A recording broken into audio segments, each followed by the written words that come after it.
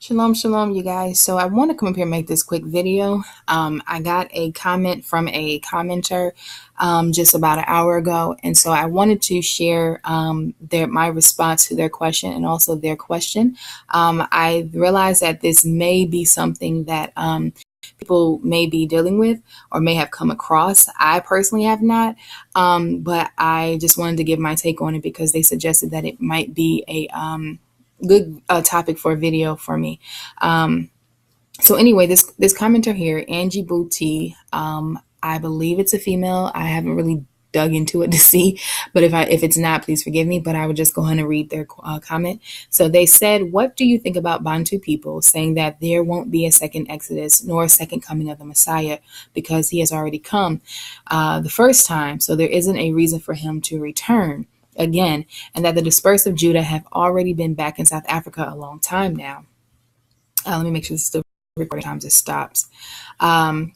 Okay, so then it says, they would continue to say, "I wanted to embrace the Bantu host of people, but it seems at least one of them feels differently about us." I take it that this commenter is African American for sure, or so-called African American.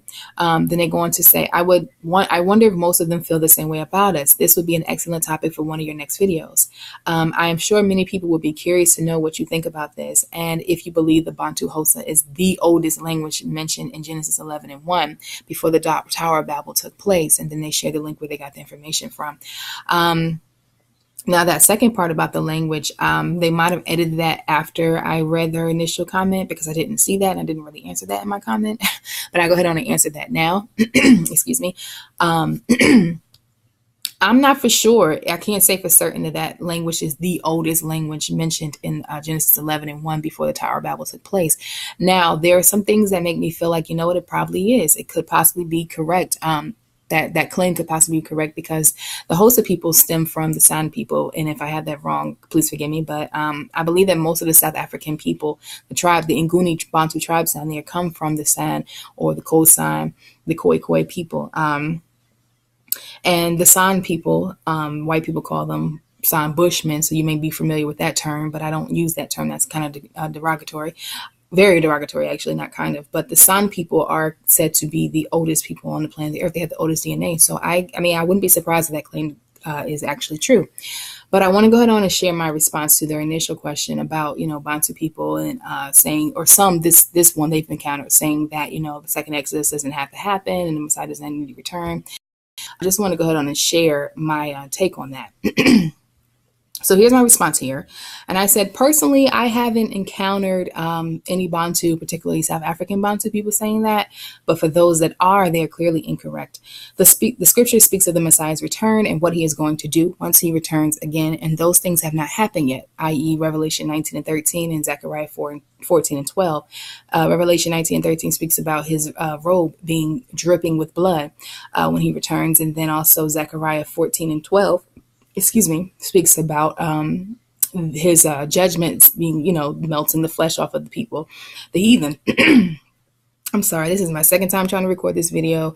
And the first time I didn't record. Now this time my voice is trying to get dry on me, but I rebuke the enemy and I'm going to go ahead on anyway. So then I go on to say, we know this hasn't happened yet because of Zechariah 14:9, which states that at that time when it does happen, the Most High is going to be the Lord of all earth and all flesh. And there's not going to be any other lords, just going to be him. Well, we know that's not true because there's billions of gods, so-called gods on the earth today. Then I say, every eye shall see him descending upon a cloud, Revelation 1:7. He will return to us a pure language, Zephaniah 3:9. That hasn't happened. Most of us are still speaking English, or at least one of our languages are English. The Antichrist or the son of perdition has not been revealed yet, 2 Thessalonians 2:3. The Antichrist hasn't begun his reign or broken his so-called peace treaty halfway into it, like the prophet Daniel prophesied. Now, I thought I read that in Daniel, but for some reason I just couldn't seem to find it. But Revelation 13 also speaks of that as well. Zephaniah 3:10 states that his suppliants are beyond the rivers of Cush or Ethiopia.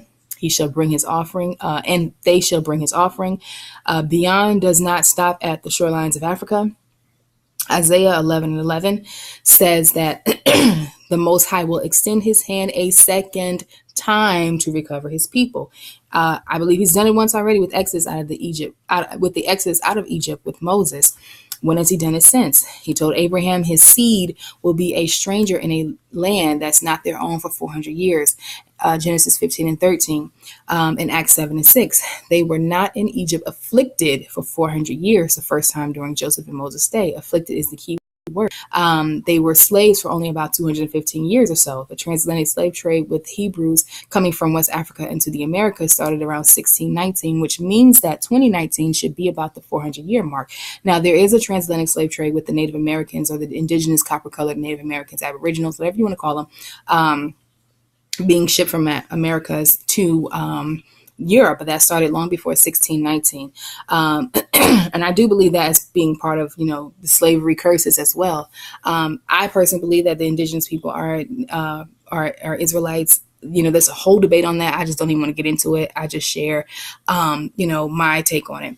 But anyway, continuing on, let's see here.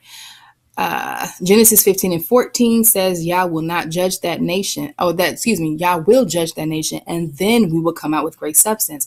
Black folks haven't come out of anywhere, and certainly do not have great substance anywhere. The Hebrew word for substance in this verse is rekush, meaning property, goods, possessions, livestock, general term for movable goods, or stores, utensils. South Africa just now started trying to reclaim their land back from the white invaders. If they had been back by the hand of the Messiah, then why would the Germans and Dutch still have a hold upwards of 90% of their land? Yah said he was going to judge the nation first, and afterwards we would come out with great substance, not return and then try to reclaim. Now, this isn't to take a dig on anyone. This is just to line up what's happening in lifetime, real time, with the word. Matthew 24, 30 and 31 says that we will see the Son of Man coming on a cloud. Then the trumpet will sound, and his angels shall gather his elect from the four corners of the earth, not the continent. Hasn't happened yet. Mark 13, 26 through 27 says the exact same thing.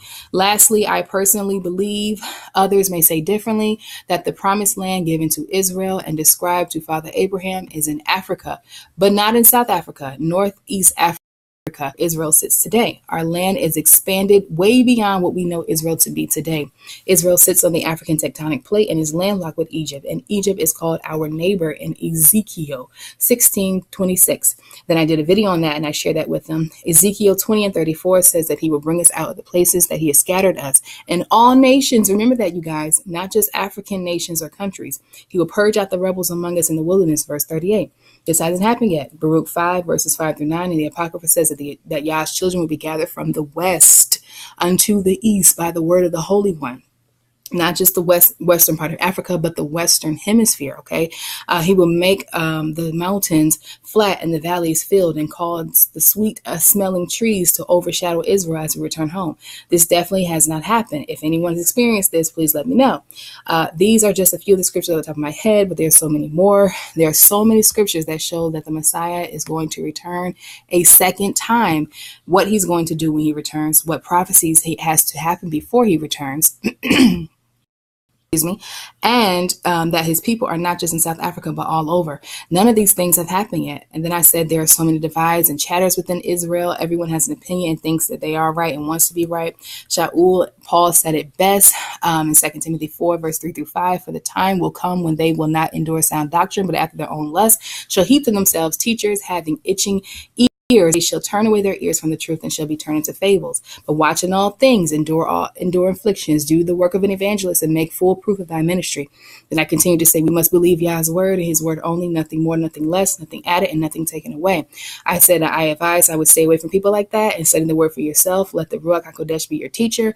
Then I said I hope this helps. I hope this answers your question. Sorry it took so long. I wanted to make sure I had the right scriptures. So that's my take on it. If anyone's wondering, anyone has that question, if anyone wants to know my take on it, I do believe that Israelites are in South Africa. I believe they're in some parts of East Africa. I do believe they're in parts of what's called today Central Africa, Congo, Chad area. And I do believe they're in parts of West Africa for sure, the sub-Saharan African period. And I do believe there's some that are probably living in North Africa as well. But the greater numbers, I believe, are beyond or underneath the sub-Saharan desert.